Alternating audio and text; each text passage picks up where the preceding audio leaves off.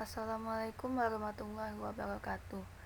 Di sini saya Catherine Putri Bulan dengan NIM F1C121020 akan menjelaskan mengenai bagaimana Islam menghadapi tantangan globalisasi dan kontribusi Islam dalam peradaban dunia.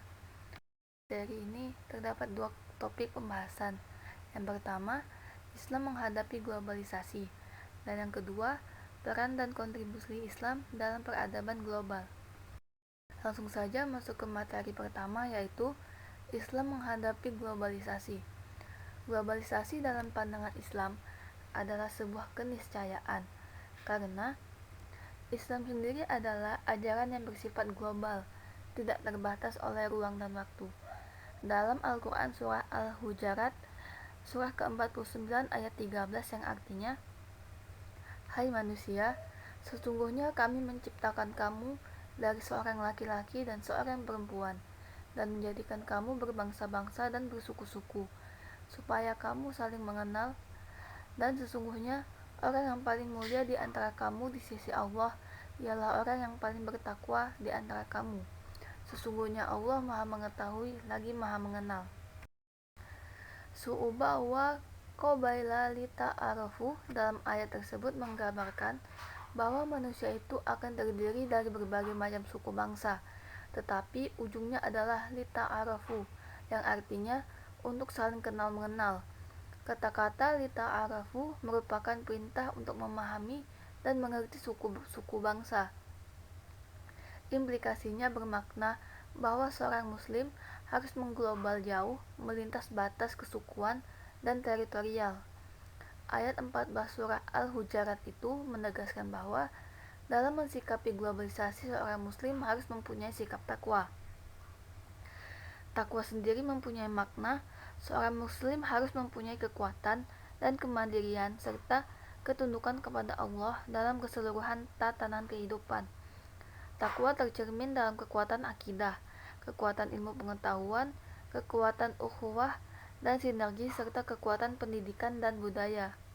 Jika umat Islam menjadi umat yang kuat, ia akan memberikan arahan dan warna terhadap setiap perubahan dalam era globalisasi. Ia akan mampu pula melakukan seleksi terhadap berbagai fenomena. Untuk menghadapi globalisasi, diperlukan kekuatan-kekuatan atau daya saing, antara lain daya saing kualitas, daya saing harga, daya saing marketing, daya saing networking atau jaringan yang dilintasi oleh ketakwaan. Yang kedua yaitu peran dan kontribusi Islam dalam peradaban global. Peradaban yang dimaksud di sini adalah segala hal yang mencakup kebudayaan yang mempunyai sistem teknologi, seni, bangunan, seni rupa, sistem ketatanegaraan, dan ilmu pengetahuan yang maju dan kompleks.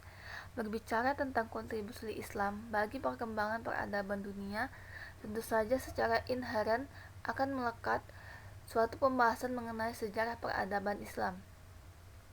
Para pengkaji sejarah Islam biasanya membuat suatu peta sistematis terkait berubah atau berkembangnya peradaban Islam, yaitu mulai dari peradaban Yunani, peradaban Islam, sampai kemudian peradaban Barat. Pada masing-masing periode perkembangan itu mempunyai dimensi peradaban tertentu yang berbeda satu sama lainnya. Perkembangan agama Islam sejak abad 14 silam turut mewarnai sejarah peradaban dunia. Bahkan, pesatnya perkembangan Islam ke barat dan ke timur membuat peradaban Islam dianggap sebagai peradaban yang paling besar pengaruhnya di dunia. Peradaban Islam semakin maju dengan perpindahan kekuasaan dari dinasti Bani Umayyah ke dinasti Bani Abbasiyah. Pusat kota kerajaan Bani Abbasiyah terletak di Baghdad, menggantikan kota Damaskus pada masa dinasti Umayyah. Pada masa dinasti Abbasiyah, perhatian terhadap ilmu pengetahuan mulai tumbuh, khususnya pada masa kepemimpinan Harun al-Rasyid, yaitu pada tahun 785 sampai 809 Masehi, dan Al-Ma'mun pada tahun 813 sampai 833 Masehi. Hanya terpaut 6 tahun setelah kejatuhan dinasti Umayyah, Di Damaskus, pada tahun 756 Masehi, keturunan Umayyah mendirikan pemerintahan di semenanjung Liberia atau sekarang Spanyol dan Portugal. Sejak tahun itu, peta atlas pengaruh Islam semakin luas. Jika di timur dinasti Abbasiyah memimpin kerajaan Islam dari Baghdad, Irak, maka di barat dinasti Umayyah mengemban kejayaan Islam dari Cordoba, Spanyol. Disinilah Islam memasuki pintu-pintu gerbang Eropa. Beberapa sarjana muslim Spanyol yang turut berjasa meletakkan kontribusi mereka bagi peradaban modern yaitu Al-Kirmani yang meliputi bidang studi geometri dan logika, Az-Zahrawi pada bidang kedokteran, Ibnu Bajjah bidang matematika, fisika, astronomi, Ibnu Arabi bidang teologi dan tasawuf, Ibnu Tufail bidang filsafat, bidang hukum, dan bidang kedokteran, Ibnu Rusyid bidang filsafat, matematika, teologi, dan astronomi, serta Ibnu Hazm pada bidang sejarawan, teolog, dan ahli hukum. Cukup sekian penjelasan dari saya. Terima kasih sudah menyimak. Mohon maaf bila terdapat kesalahan. Wassalamualaikum warahmatullahi wabarakatuh.